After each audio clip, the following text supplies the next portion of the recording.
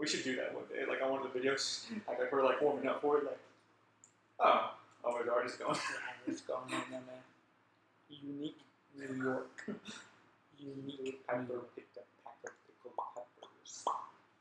Oh, now brown. All right, let's do this. So we got some of your questions that were presented to us over the course of this past week, which we really appreciate. Looking forward to answering some of them. But just keep them coming, man. This is going to be good. Yeah, I like getting some of these questions out of the way. So just pick a couple of them. We don't want to make the videos too long. Let's face it, you're going to get bored. So. All right. So Jeff C. asked, where do babies come from? Good question. Yep. I believe the ancient Greeks talked about like the storks. Mm-hmm. Yeah. Yep. So the birds, they have these long beaks, and Yeah. they carried the baby in like a cloth. So. If you watch the movie The Grinch, there's a good example of that, Jeff. So take a look at that and answer all your questions, all right? All right, so next, Juliana asks, if you had to choose the single most unhealthy food that you would never eat again, what would it be?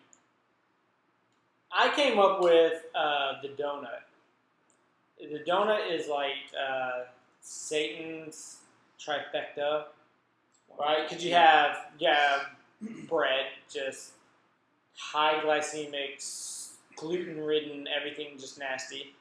Deep fried in some sort of soybean oil or whatever, industrialized processed oil, and covered with sugary high fructose corn syrup. Sounds delicious.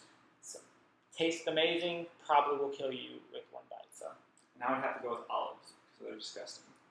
So, high five, yes. let's see. Lacey Welch asks, what is the one workout you dislike the most? The one workout? Like exercise? Let's maybe go movement, yeah.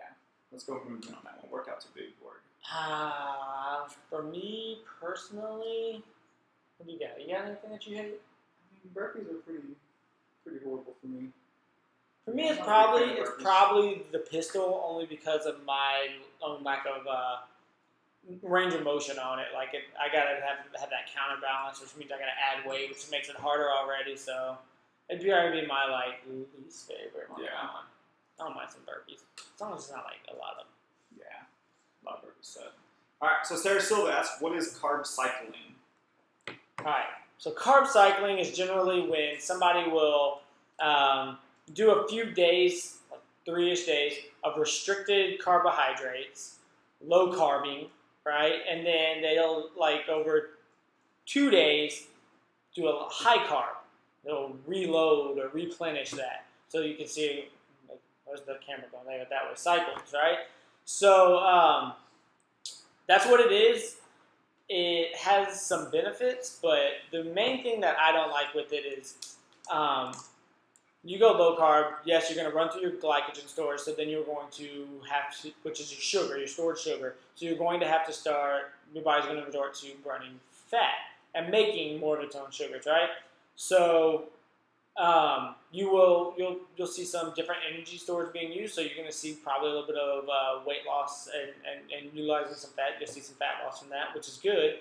The whole reloading thing, though, with the high carb, the idea is that you're going to replenish those glycogen stores, and I just think that typically people will,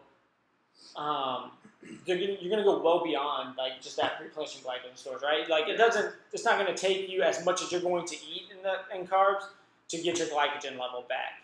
And so for that, now you're just storing extra fat, you're having a surplus of calories, and a method that I think is personally just a lot better is the carb backloading method. And that simply is kind of like maintaining a not low carb necessarily, but not high carb. So you'll have some type of glycogen store. You'll deplete that in a workout, and then replenish after the workout. Basically saving more of your carbs for post workout.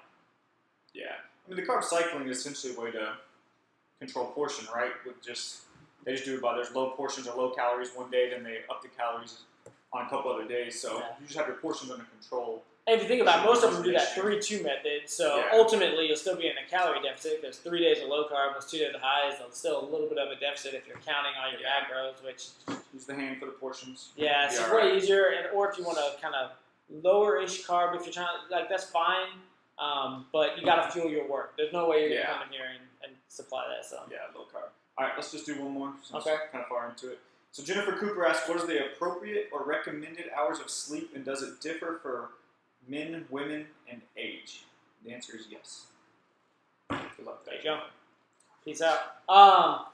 Sleep is the recommendations are always just in pure time, right?